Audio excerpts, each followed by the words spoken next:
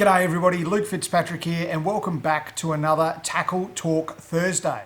With everything that's happening in the world at the moment, a lot of us anglers are finding ourselves with a lot of spare time on our hands.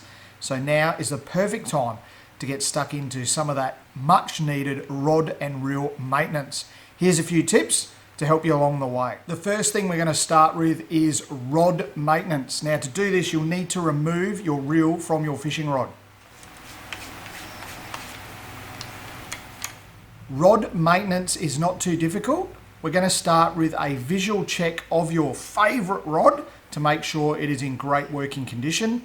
I usually start at the butt section, check the reel seat for any cracks, abrasion and things like that, and also check the locking mechanism to make sure that the screws and things like that are all working really well and that the handle and grips are in good condition. Then I just work my way up the rod past each of the guides, and what I'm looking for on the guides is any cracks on the rubber seat inside, any over abrasion, like if it's just getting really worn, and I'm also checking that little tiny bit in the middle there where it connects to the rod.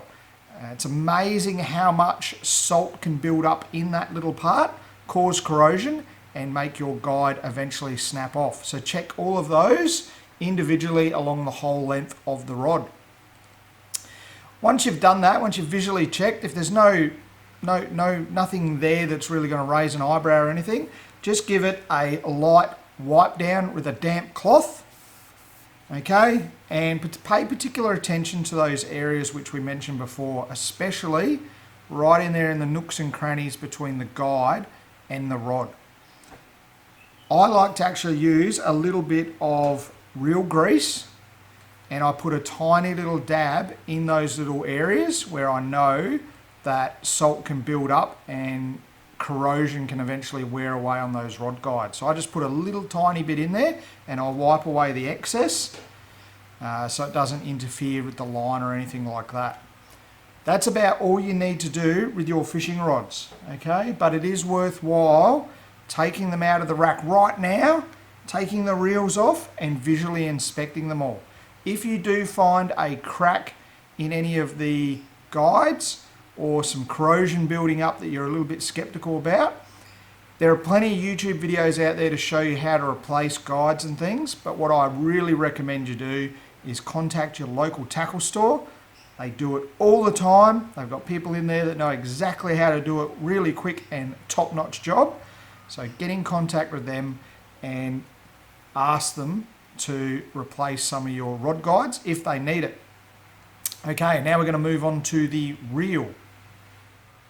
With your fishing reels, you really should give them a little bit of TLC after a big day out on the water, and it's nothing too complicated. Generally just a gentle wipe down with a bit of warm soapy water and a sponge. You don't need to completely drown it, just a nice light wipe down, okay, especially around all the moving parts. And don't be afraid to get the soapy water on the line either, because I mean that line spends a lot of time in the water, and that is actually the one part that is bringing the salt water back to the reel. So it only does it a little bit of good to have a bit of warm soapy water on it, and then you want to make sure it dries out really, really well. So once you've finished cleaning it with a bit of warm soapy water, give it a rinse off, low pressure if you're using the garden hose or something like that. Very low pressure because you don't want to push any of the water or the salt or anything like that into the moving parts. Just give it a light sprinkle with a bit of fresh water and then dry it off with a cloth. And what I do is I've actually got a couple of fans set up in the shed. I leave them outside for a little bit to let the sun dry, especially around the line, but then I bring them into the shed and I've got a fan set up in front of my rod and reel rack, and it just blows gently across it to help dry out the line especially a bit more. The next thing you want to do is remove the spool. You just undo the drag knob for that all the way.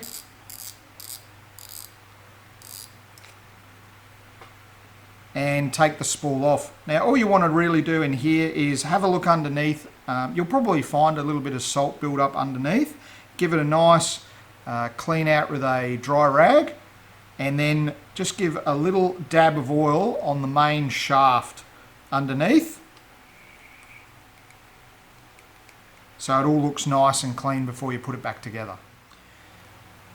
Now it's important not to put too much oil or reel grease onto all the components. You can be tempted to drown it in this stuff. You don't need to do too much at all, just a light little tiny dab just to help it stay lubricated, and then wipe off the excess as you go. Too much reel oil and grease and stuff can actually impede the operation of the reel. Other areas to concentrate on with your reel are essentially the moving parts. So your handle, in all the little joins of the handle right up to the knob on the handle, the bail arm springs, the roller bearing. Give them all just a light wipe down with a clean rag, and then just a very small dab of oil.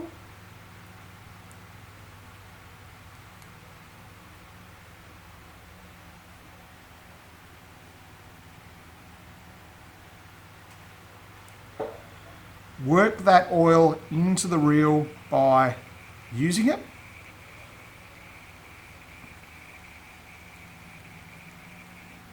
And then go around and clean off any excess oil that's around. Then you can reassemble it. When you do the drag knob back up, don't do it up excessively tight. Leave your drag quite light. You don't want too much pressure building on those drag washers while your reel's in storage. So just a nice light setting for when you're storing it. When you're inspecting your reel, it's also a really good time to actually look at the line as well. See how it's actually spooling onto the spool, whether it's going on nice and evenly or whether it's bunching up at one end or the other. A lot of the time that can be to do with the drag washers and the wear and tear on your drag washers. If your drag washers are compressed severely, it's only a tiny little, we're talking millimeters or points of millimeters, but it can actually have a huge impact on how your line spools on to the spool itself. So always check the drag washers to make sure they look okay. See how the line is going onto the spool. I'll keep undoing this drag. And if you notice that it's bunching up at one end or the other, maybe head down to your local tackle store and ask them what they think, and they'll be able to offer you some advice about whether you need to replace your drag washers or whether you need to add one or take one away and things like that to get it a nice even spread across your spool. Now, a lot of people will probably say you can take the side plate off and get into the inside of the reel. To be honest, I don't do that. I take my reels to be serviced at the local tackle store. There's a lot of moving parts in there. If you're very, very confident, then sure, go for it. They do recommend periodically, at least every 6 months, maybe 12 months, to take this little side bolt off and put a little bit of grease inside because there's a lot of moving parts in there. I just get my reels serviced every year at the local tackle shop.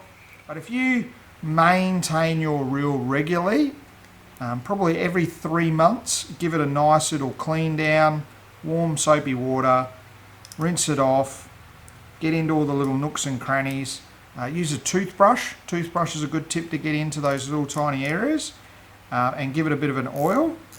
You should get years and years of use out of your favourite fishing reel. One of the other things I do is once I bring my rods and reels into the shed, put them into the rod rack, I'll loosen the drag right off, and then I'll actually loosen the line off a little bit as well if I'm keeping the lure on and the line on the rod. I don't do it very often. Most of the time I take the lures off and things. But if I know I'm going out the next day or something, sometimes I'll be a little bit lazy, so to speak, and I'll keep the lure on the rod and I'll hook it onto the back end of the rod guide or onto a hook keeper or something. So I'll loosen the line off so that where it comes out past the guide and then comes back down, it can pinch on the top if it's there for a long period of time. So I want to reduce the stress up there.